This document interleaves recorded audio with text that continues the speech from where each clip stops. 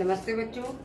आज हम सर्कल्स यानी वृत्त के कुछ इम्पॉर्टेंट एग्जाम्पल्स करेंगे इस वर्कशीट में, जो आपको इस चैप्टर को समझने में बहुत मदद करेंगे। वर्कशीट 45 आज हम करने जा रहे हैं। इससे पहले जो वर्कशीट 44 थी उसमें जो हमने करवाया था उसको थोड़ा सा रिकॉल करते हैं। इस वर्कशीट में इन्होंने कहा है draw a tangent AB to a circle with center O having point of contact at B की जगह ये P कर लेना है। एक आपको सर्कल ड्रॉ करना है और उस सर्कल के साथ एक टेंजेंट ड्रॉ करनी है। हमने टेंजेंट ड्रॉ करी है, इसका नाम हमने रखा है AB, जो उसे P बिंदु पर स्पर्श करता है। इसका मतलब P is the point of contact of tangent AB। ठीक है, ये हमने ड्रॉ किया है। उससे नेक्स्ट है a tangent can be parallel to a second of the circle, is it true और फॉल्स। इसका मतलब एक स्पर्श रेखा एक छेदक रेखा के समांतर हो सकती है। क्या यह सत्य है या असत्य है? तो हमने करके देख लिया है। हमने एक सर्कल ड्रॉ किया और एक छेदक रेखा, ये छेदक रेखा क्या होती है? जो वृत्त को दो बिंदुओं पर प्रतिच्छेद करती है। यहाँ C और D पर प्रतिच्छेद कर रही है। और फिर हमने एक टेंजेंट यानी स्पर्श रेखा ड्रॉ की जो वृत्त को एक बिंदु पर स्पर्श कर रही है। तो ये हमारी CD छेदक रेखा है, AB हमारी टेंजेंट यानी स्पर्श रेखा है। ये दोनों हमने देखा कि ये दोनों पैरेलल हैं। तो ये सत्य है कि एक सेकेंड एक टेंजेंट के पैरेलल हो सकती है या छेदक रेखा स्पर्श रेखा के समांतर होती है।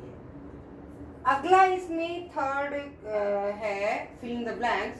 The tangent at point of a circle is perpendicular to the dash through the point of contact. ये हमारी थ्योरम 10.1 है। एक तरह से कि एक जो स्पर्श रेखा होती है वो एक स्पर्श बिंदु जो है, स्पर्श रेखा जो है वह उस त्रिज्या पर लंब होती है जो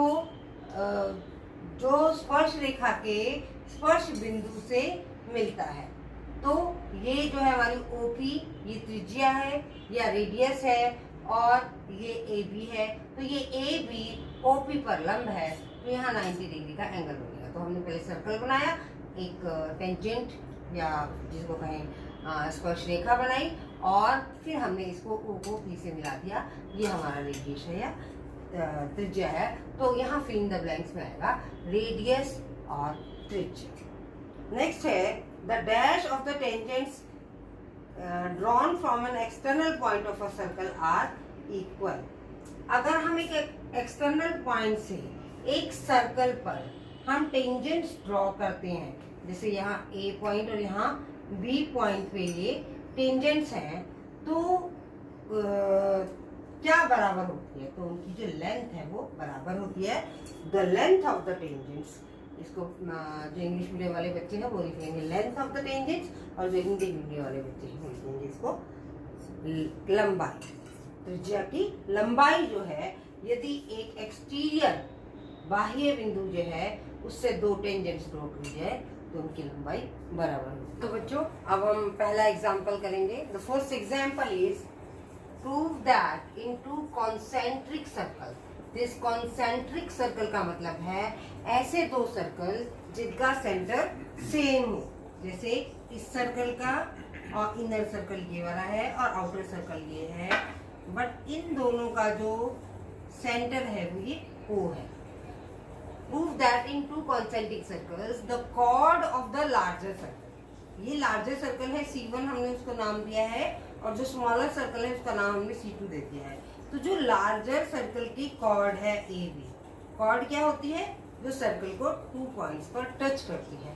ठीक है, तो ये जो larger circle की chord है AB which touches the smaller circle, जो smaller circle को टच करती है, इज बाइसेक्टेड। आप टच किस पे कर रही है?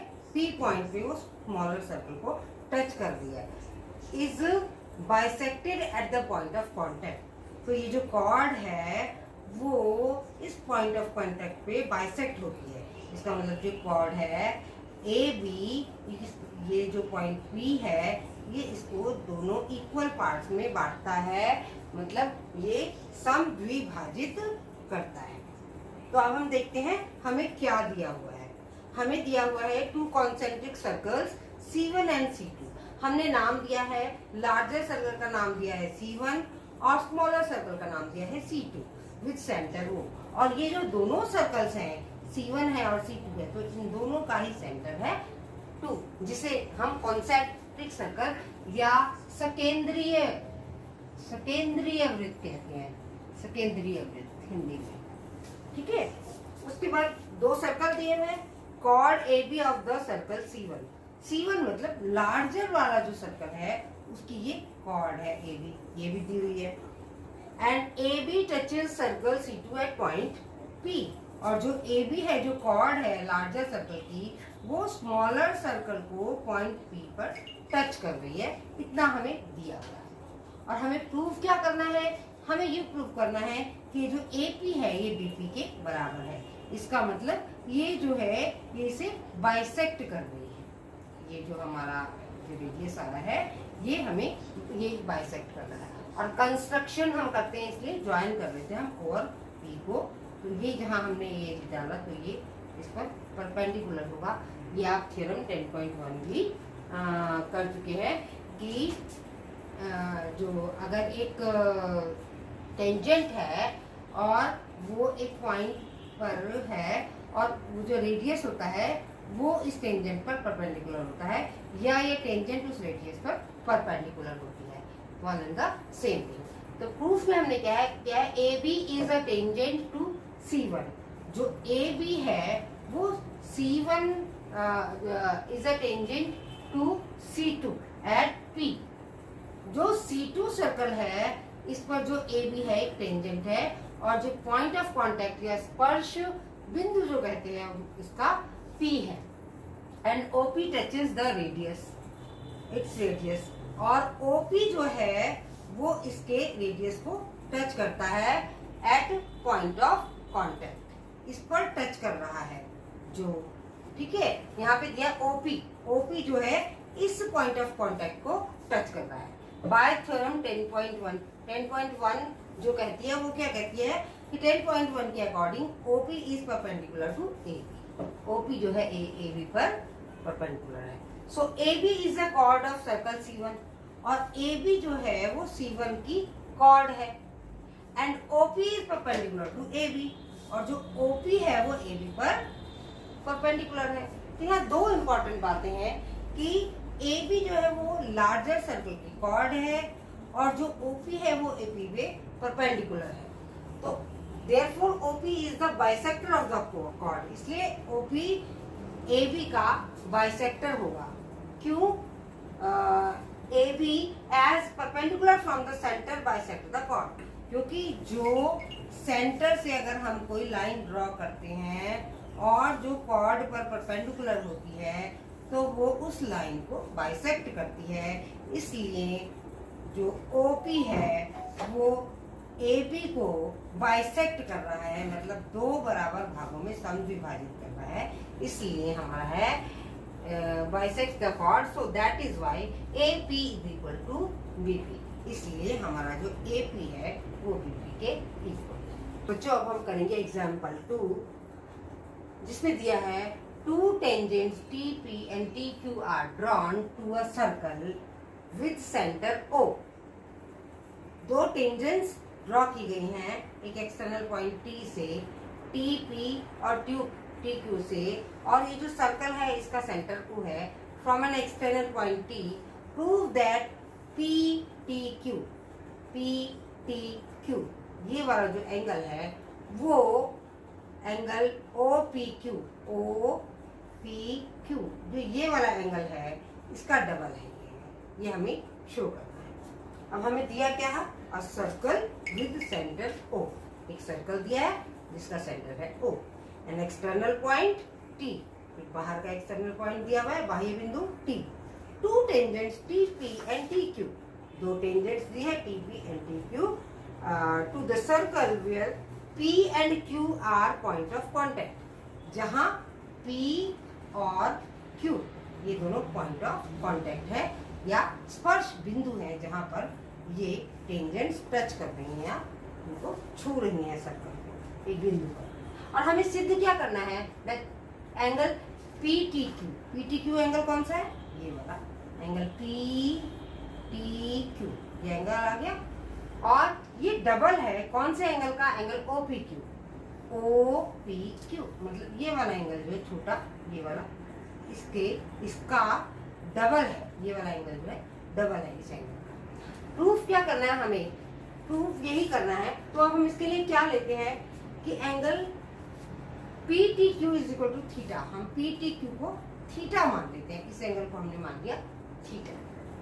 और हम जानते हैं कि थ्योरम 10.2 के अकॉर्डिंग जो एक एक्सटर्नल पॉइंट या एक बाह्य बिंदु से जो स्पर्श रेखाएं या टेंजेंट्स खींची जाती हैं उनकी लंबाई बराबर होती है, इसलिए हमने लिख दिया TP बराबर है TQ, TP की लेंथ TQ के बराबर लिख दी बाय थ्योरम 10.2।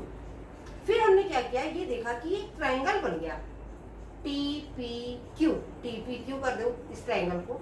ये जो ट्रायंगल है TPQ एक आइसोसेलेस ट्रायंगल बन रहा है। आइसोसेलेस का मतलब सम द्विबाहु त्रिभुज जिसकी दो भुजाएं बराबर होती है, तो TP और TQ भुजाएं बराबर है। इसलिए ये एंगल जो एंगल QP बन रहा है यहाँ, और ये एंगल ये जो यहाँ एंगल Q बन रहा है, ये दोनों एंगल भी बराबर होंगे। इस P एंगल को हम TPO या OPT लिख दे रहे हैं, या OPT लिख सकते हैं। यहाँ देखिए इससे हमने लिखा है सो ट्रायंगल जिससे आइसोसेलेस TPQ ये वाला एंगल और TQP ये वाला एंगल, ये दोनों एंगल बराबर होंगे। ये दोनों एंगल बराबर होंगे तो किसके बराबर होंगे, जब ये दोनों बराबर है तो इन दोनों की सेम मेजरमेंट होगी, जो भी हो 40-40 हो, 60-60 हो, 80-80 हो, दोनों की मेजरमेंट सेम हो।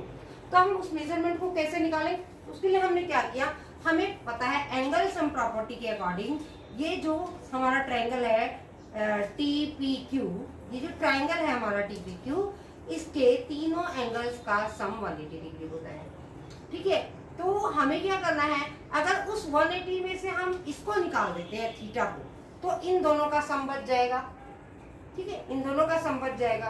तो हमने 180 में से थीटा को निकाल दिया तो इन दोनों का सम बच गया।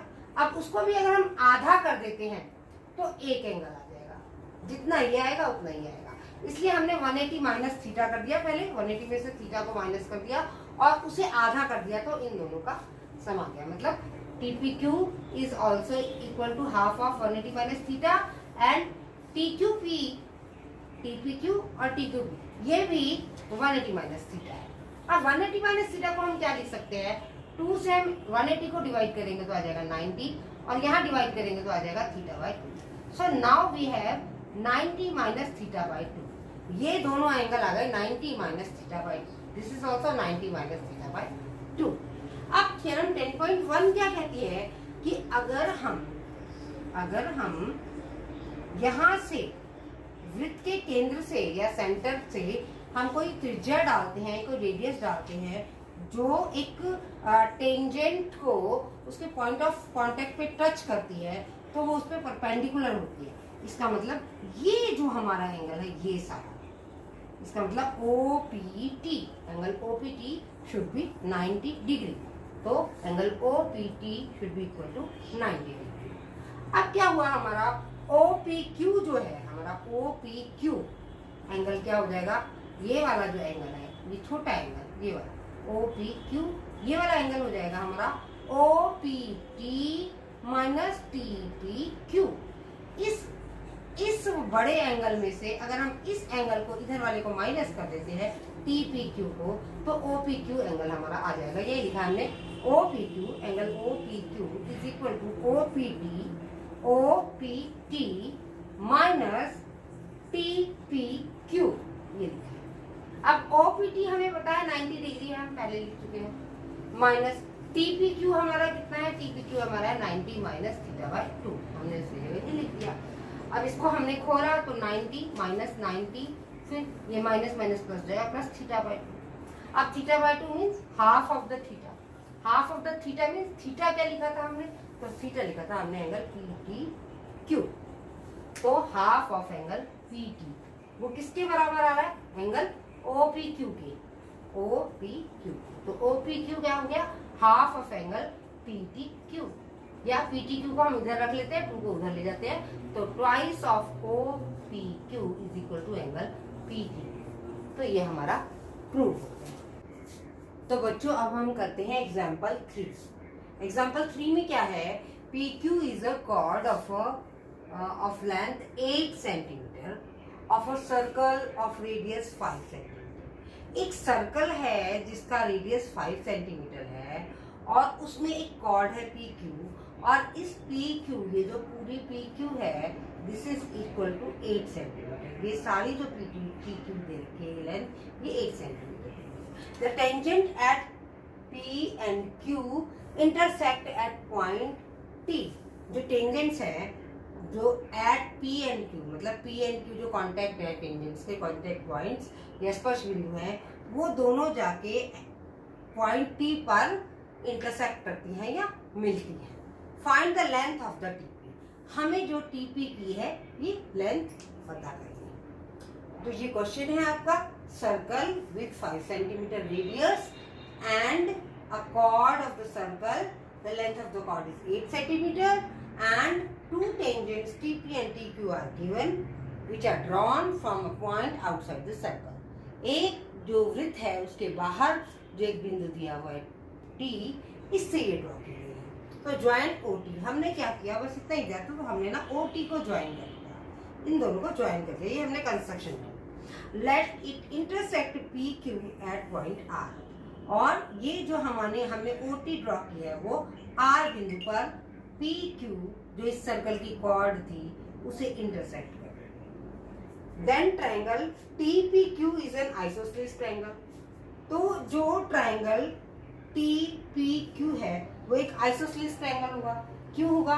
According to theorem 10.2, because the length of T P will be equal to T Q.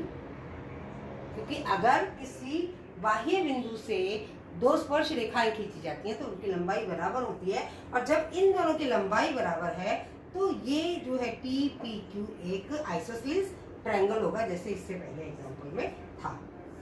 And is the angle bisector and T O, और जो टीओ है वो एंगल बाइसेक्टर है of angle P T Q. P T Q ये वाला जो angle है इसको ये बाइसेक्ट भी करना है। ये हमें दिया हुआ है कि ये एंगल बाइसेक्टर है क्योंकि यहाँ पे जाके ये ज्वाइन हो गया। तो हम क्या करते हैं, O T is perpendicular to P Q. जो ओ टी है this is perpendicular to P Q पर परपेंडिकुलर है। जो ओ टी है ये पी क्यू पे परपेंडिकुलर है, तो इसका मतलब ये दोनों एंगल जो हमारे 90 डिग्री के हो गए। So O T bisects P Q. जब ये परपेंडिकुलर है इस पे तो ये बाइसेक्ट करेगी, तो इसका मतलब है ये और ये दोनों बराबर हो जाएंगे। तो इसका मतलब R Q and P R, ये भी 4 सेंटीमीटर का हो जाएगा, वो भी 4 सेंटीमीटर का होगा, क्योंकि ये 8 सेंटीमीटर का था हमारा पी क्यू। जब इसको बाइसेक्ट करेंगे तो हाफ हाफ हो जाएंगे। अब हमारे पास अगर इस ट्रायंगल को देखें हम, तो यहाँ ये राइट एंगल ट्रायंगल है हमारा, इसमें हमारे पास ये भी आ गया और ये भी आ गया, तो ये हमारी हाइपोटेन्यूज हो गई। ये हमारे इसे परपेंडिकुलर या बेस कुछ भी मान लो आप। वैसे तो ये आपका जो है ये हमारा इसको परपेंडिकुलर बेस कुछ भी मान लो, और उसको हम निकालते हैं तो 5 का स्क्वायर माइनस 4 का स्क्वायर हम करके 25 माइनस 16 9 आ जाएगा अंडर रूट 3 सेंटीमीटर जो है हमारा वो ओ आर आ जाएगा 3 सेंटीमीटर। ठीक है, यहाँ हमने पाइथागोरस थ्योरम लगाई है, ये आप कर सकते हैं। इसका स्क्वायर माइनस इसका square is equal to O R. हमारा ओ आर आ गया 3 सेंटीमीटर। अब अगला स्टेप क्या है, T P R plus R P Q. T P R ये plus R P Q, R P Q जो है ये आर है और ये पी है और Q is equal to 90 degree. अभी 90 डिग्री कैसे हो गए, देखिए आर पी ये है ओ पी आर होगा, या आर पी क्यू नहीं होगा, RPO होगा, RPO, RPO। ये वाला एंगल और ये वाला एंगल, ये दोनों मिला के 90 डिग्री हो गए। क्यों हो गए ये दोनों मिला के 90 डिग्री? क्योंकि ये सेंटर से हमने ये एक रेडियस डाला है एक टेंजेंट पे, तो ये 90 डिग्री होते हैं। इसलिए हमने लिखा कि ये वाला angle, angle TPR plus angle RPO is equal to 90 degree. और ऐसे ही एंगल TPR, एंगल TPR, ये वाला angle and plus angle PTR, angle PTR, ये वाला एंगल और ये वाला एंगल मिला के भी 90 डिग्री हो गए। क्यों हो गए? क्योंकि ये 90 डिग्री का है। तो एंगल सम प्रॉपर्टी जो होती है उसमें ये एंगल तीनों मिला लेंगे तो 180 डिग्री के होंगे। तो 180 से अगर 90 निकाल देंगे तो ये दोनों भी 90 के होंगे। तो यही लिखा हुआ है इसमें कि angle TPR plus angle PTR is equal to 90 degree. तो इनका सम और इनका सम, दोनों का सम 90 डिग्री होगा। So angle RPO is equal to angle PTR। तो इससे अगर हम इसको कैंसिल कर देते हैं तो RPO एंगल TPR के इक्वल हो जाता है। अब हम ट्रायंगल देखते हैं। ट्रायंगल ये जो हमारा है TRP, ट्रायंगल TRP और एंगल PRO। TRP हम ना एंगल अलग से बना के आपको समझाते हैं। यहाँ पे ये जो एंगल है TRP, ये T और ये R, ये P, ये एक ट्रायंगल बनाया हमने TRP। ठीक है, इसका है ये T और ये R, ये है P और ये है R। और दूसरा ट्रायंगल है हमारा PRO। तो हमारा हुआ PRO, ये हमारा ऐसे बना हुआ है PRO। यहाँ ये 90 डिग्री का एंगल है, यहाँ ये 90 डिग्री का एंगल। अब इसमें क्या करना है आपको कि ये बाय एंगल हमारे क्या हो गए, दोनों जिसे कहते हैं हम सिमिलर हो गए। ये एंगल ये इसके सिमिलर हो गया बाय एंगल। अब बाय एंगल कैसे हो गए देखिए। इसमें हमारा एक तो ये जो एंगल है 90 डिग्री का, ये वाला 90 डिग्री का एंगल और ये वाला 90 डिग्री का एंगल बराबर है दोनों का। अब दूसरा कौन सा एंगल बराबर हुआ हमारा, इसका ये वाला एंगल और इसका ये वाला एंगल। तो इसका ये वाला एंगल कौन सा हो गया, OPR। ये वाला एंगल जो है वो हमारा बराबर हो गया एंगल PTR के। PTR लिख दो, तो PTR जो हमारा एंगल PTR, ये वाला एंगल के बराबर हो गया। मतलब ये वाला एंगल हमारा इस वाले एंगल, हमने दोनों ट्रायंगल्स को अलग से ड्रॉ करके इसलिए लिखा है ताकि आपको सिमिलैरिटी लिखने में, उसका जो प्रोपोर्शनेट लिखने में उसकी साइड्स को आसान लगे। तो ये हमारा ये एंगल इसके बराबर हो गया और ये एंगल हमारा इसके बराबर हो गया। इससे क्या हुआ, TP/PO। अब TP क्या है, हमारी जो TP है वो 90 डिग्री के सम्मुख की भुजा है। तो इधर 90 डिग्री के सम्मुख की भुजा क्या है, OP या PO। तो हमने इसलिए लिखा TP/OP या PO, यहाँ लिखा। ये प्रोपोर्शनेट होगी, इज इक्वल टू RP/RO। अब इस एंगल के सामने क्या है, RP, और इस एंगल के सामने क्या है, RO। तो RP/R, ये हमारी सिमिलैरिटी से आ गई। क्योंकि ये ट्रायंगल जो है, ये वाला ट्रायंगल जो है हमारा, ये इस ट्रायंगल के सिमिलर हो गया। तो हमने प्रोपोर्शनेट साइड्स को भी लिख लिया। अब TP तो हमें पता ही नहीं है TP कितनी है।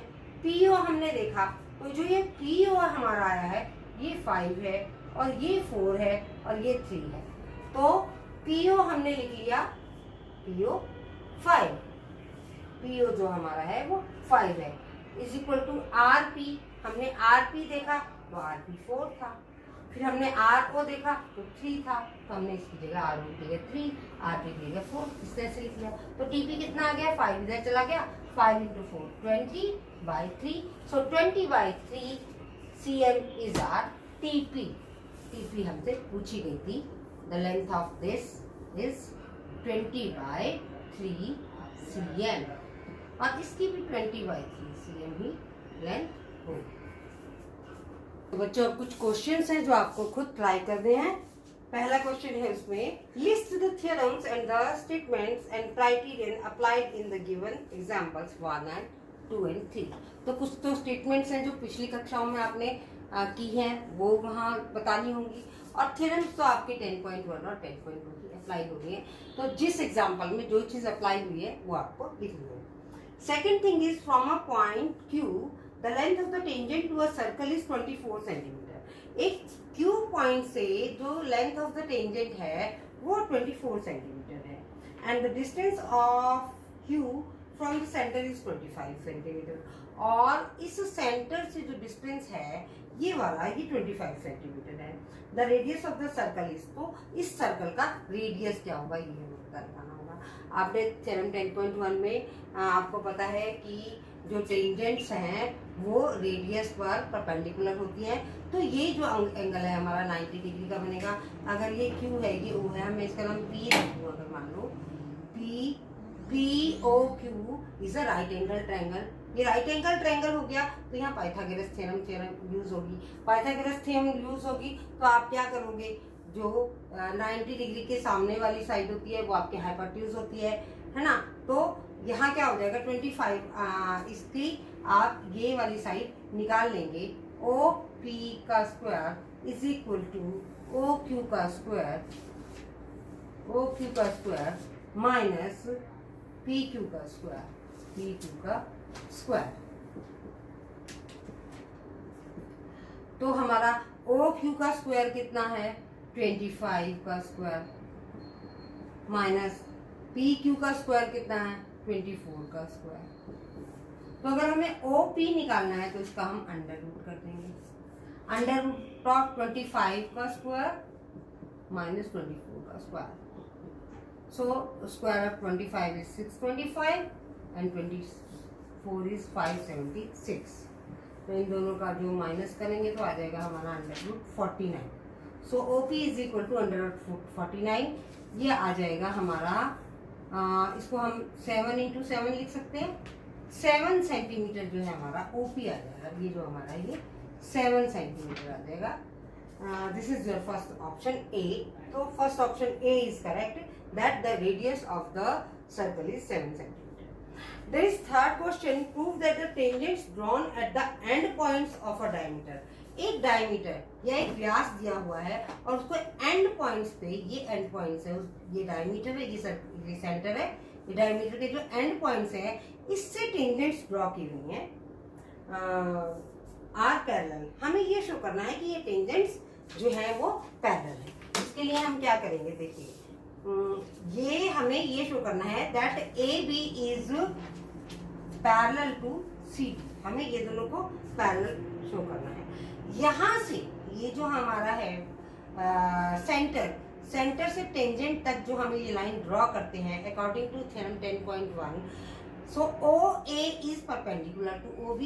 OA जो है वो AB पर परपेंडिकुलर होगी, और सेम वे में आपका OQ is perpendicular to CD। OQ is perpendicular to CD। ये इस पर परपेंडिकुलर होगी, ये इस पर, इसका मतलब ये सारे एंगल 90 डिग्री के हो जाएंगे। अगर मैं इस एंगल का नाम 1 लिख दूं, इसका 2 लिख दूं, so angle 1 will be equal to angle 2, that is interior alternate angle या अंतः एकांतर कोण है। जब और अंतः एकांतर कोण है और दोनों बराबर हैं, जब दो रेखाओं को एक तियर्क रेखा या एक ट्रांसवर्सल कट करती है और उनके अंतः एकांतर कोण या interior alternate angles are equal, then the lines are parallel. So if angle 1 is equal to angle 2, then the lines are parallel. It means this AB is, so AB is parallel to CD। या एक और चीज, आप एक ये तरीका है या दूसरा भी तरीका है, ये एंगल और ये एंगल, मान लो इसका नाम 9 दे दिया, 3 इसका एंगल दे दिया 4। So angle 1 plus angle 3 is equal to 180 degree. when the interior angle on the same side of the transversal, ये जो ट्रांसवर्सल है PQ, इसके सेम साइड के जो इंटीरियर एंगल है they are supplementary. It means इन दोनों का सम अगर 180 डिग्री हो तो जो लाइंस हैं वो पैरेलल होती हैं। अब एंगल 1 भी 90 का है, एंगल 3 भी 90 का है, तो 90 + 90 हो गया 180 डिग्री। इसका मतलब भी ये हुआ कि AB is parallel to CD। आप किसी भी दोनों में से किसी भी प्रॉपर्टी को लगाकर इन दोनों लाइंस को पैरेलल प्रूव कर सकते हैं। तो बच्चे ये हमारे कुछ बुक्स के भी एग्जाम्पल थे, इसी के बेसिस पर आप अपनी एक्सरसाइज 10.2 के क्वेश्चंस करोगे। Thank you.